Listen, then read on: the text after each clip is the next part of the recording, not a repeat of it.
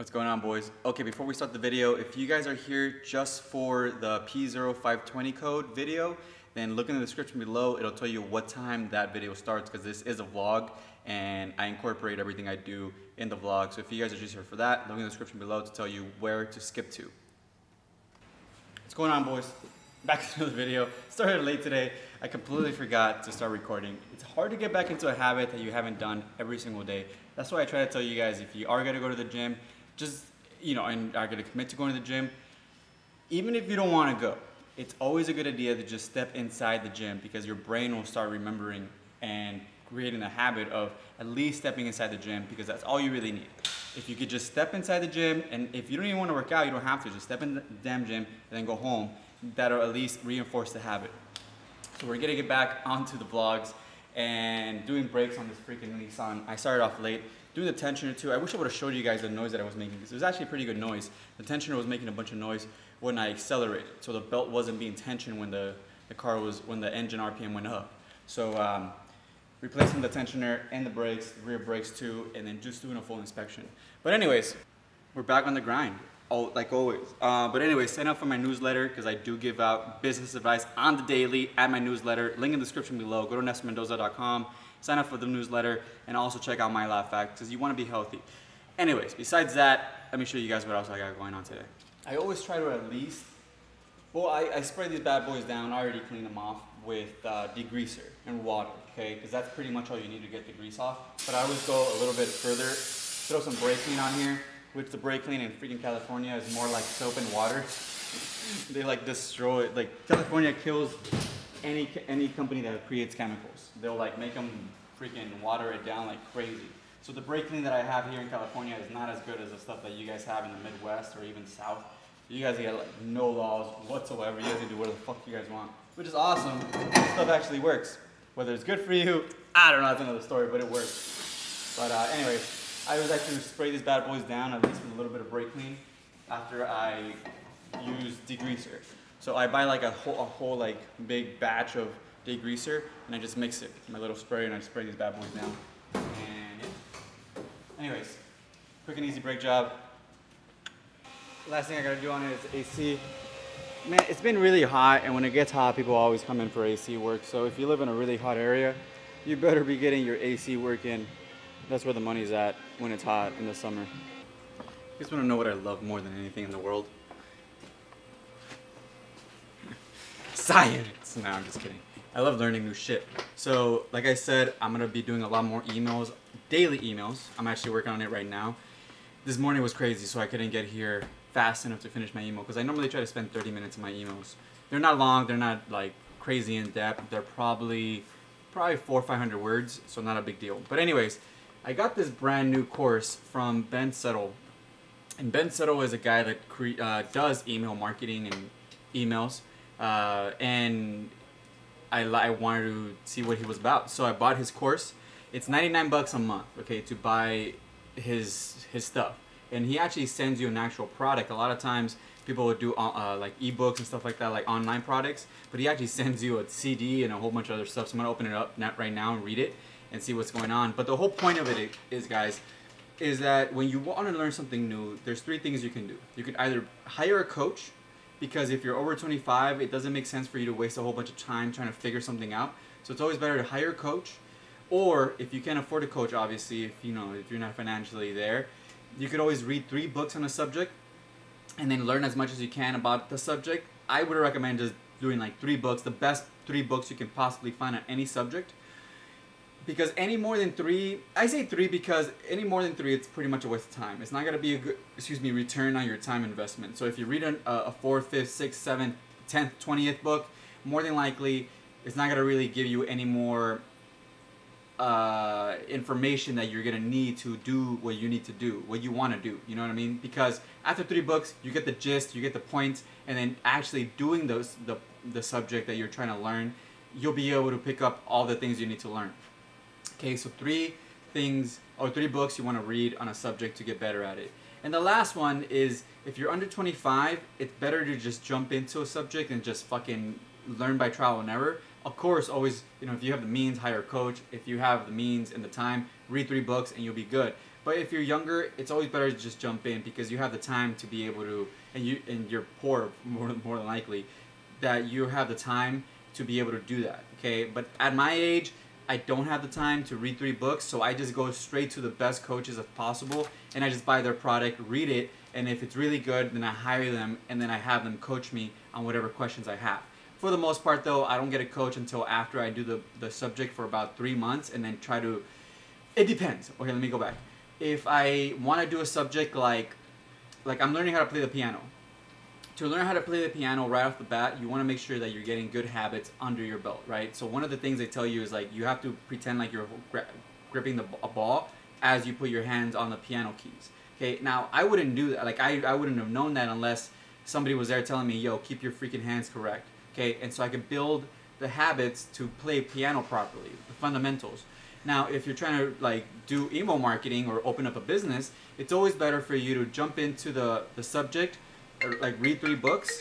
Damn it, hold on. So yeah, it's better to, like a business sense, it's better just jump into it or read 3 books, jump into it, and then once you gather a whole bunch of questions that you can't figure out, then you hire a coach that can help you get through all these questions that you have, right? Because in my case, like I have some friends that are really good at website building, I have friends that are really good at email marketing, and I have friends that are good at like a whole bunch of things. But I don't like asking them questions for every fucking thing. I want to ask them questions after I can figure something out, and I really try to figure things out. For example, my girl's trying to build up her website, right? And I did it all for her. But after I actually built it for her, I was like, okay, now it's all on you.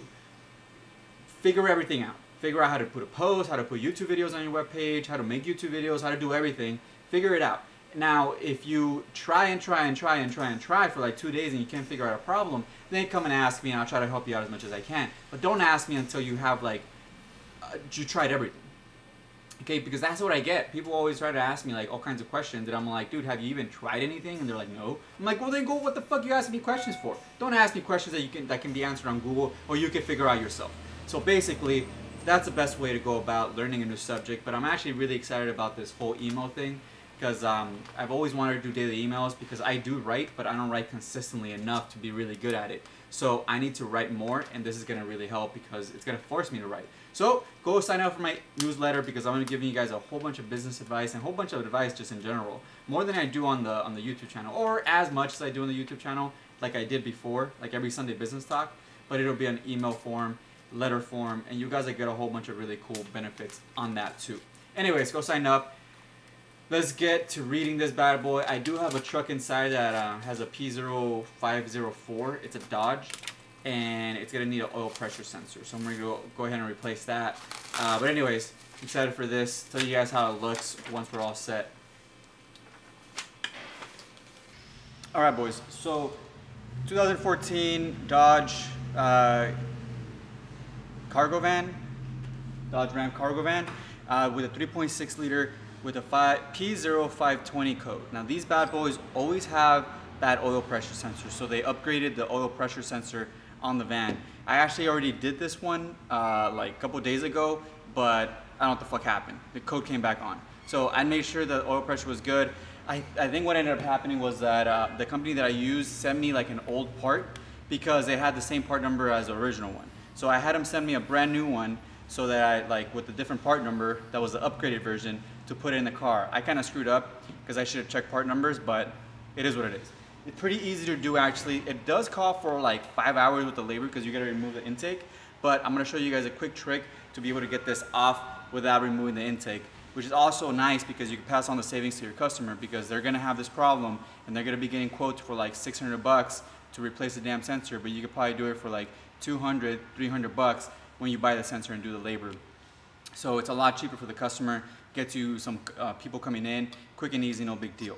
But what you're gonna need is obviously the sensor, and then you're gonna need some sockets. Now these snap-on sockets, it's a 1 and 1/16, a shorter one, 3/8 drive, and this one is a 1 and 1/16, but it's a long one, okay? And the part number on this bad boy is a A1198, link in the description below. This one is a A120, okay? Snap-on sockets, and the beautiful thing about them is that it actually fits the actual sensor. So if you look at the sensor, it's not just like a regular hex 6-point sensor, it does have like, it's not like a pointy end, it's like a curved end.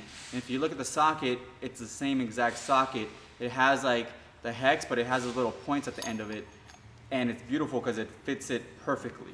Now you can get like 1 1/16 socket, which is deep and it'll fit. But if you're gonna be doing a lot of these, then you might want to get one of these bad boys, one of these sockets, just to be able to do the job. It also helps to do oil pressure sensors on Chevys. On the back of the intake, Chevy's oil pressure sensors always go out, so these bad boys will fit that also. So anyways, I'm gonna show you guys where the sensor is and how to remove it. All right guys, first things first is remove the cover for the intake, and then you see the battery here. So the sensor is right in the middle of the battery, all the way in the middle, okay? So you can actually see the connector. I already disconnected it actually because I was gonna start this job already and I was like, oh damn, I gotta record. But here we are. So anyways, this is the actual connector for it, and this is the other sender, but we're gonna actually remove this one.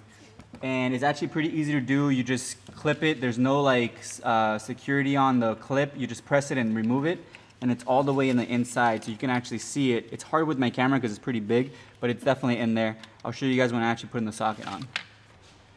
Okay guys, so I got my, let me put my light down, hold on. Hopefully you guys can see everything. Okay. Phone call, hold on. Telemarketers, I tell you. Okay, so here is my extension, okay, and then the socket is inside. Hopefully, you might be able to see it. Okay, so that is the extension, and then the socket is in there. Hopefully you guys can see that. I'll put my 3/8 ratchet on this bad boy and take it off.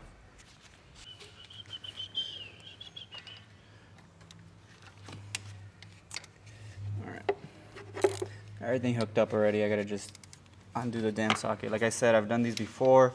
Very common issue. There's an actual bulletin out for this problem. It gives you the part numbers you need for the correct sensor. Make sure you check the sensors, guys, because if you're not getting from the dealer, and you're getting it from an outside company, they might be wrong, like I had.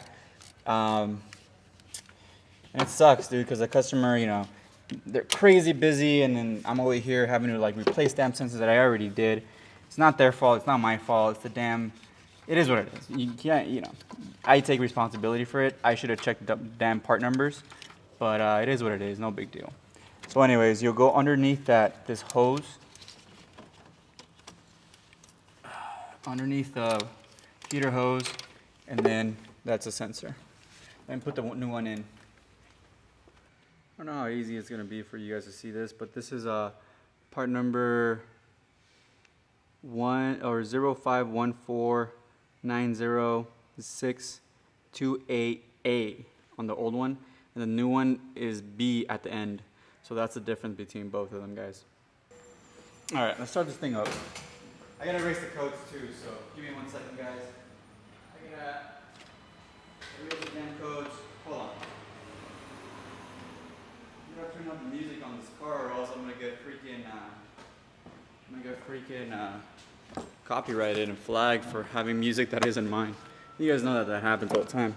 Okay, so before I erase the code, 50520 engine oil pressure sensor, circuit code, which means a circuit code more than likely means you either have a bad sensor that's bad, completely bad, or you have a wire that's cut that isn't working, or the computer isn't sending you a signal. So it's all electrical. It is not going to be performance or lack of oil pressure. It's going to be because the actual electrical part on the sensor or the wiring going to the sensor is bad. So just to keep that in mind, whenever you see a circuit code, more than likely it's going to be electrical. Okay, let's go ahead and erase this bad boy. If you guys are wondering, using my Nova 3130. This scanner is awesome, but it doesn't read ABS codes, which sucks. But if it did, it would be a perfect scanner for any starting mechanic. I actually use that scanner more than any other of my scanners. Okay. Code is off. It's cool with that. Car's running. There isn't oil spilling everywhere, which is good. So I think we're good from that end. Alright, should be good. Alright boys, day's over. Thanks so much for watching. Like always, don't worry, we're going to be coming back with a whole bunch of new vlogs and information for you guys. Thanks so much for watching. Sign up for my newsletter, link in the description below. Check out my laugh facts, because we did lower our prices. Go check out our brand new website for mylaughfacts.com. You guys will be very happy, and I'll be talking about more about that later on. But anyways, thanks for watching, boys. Take care.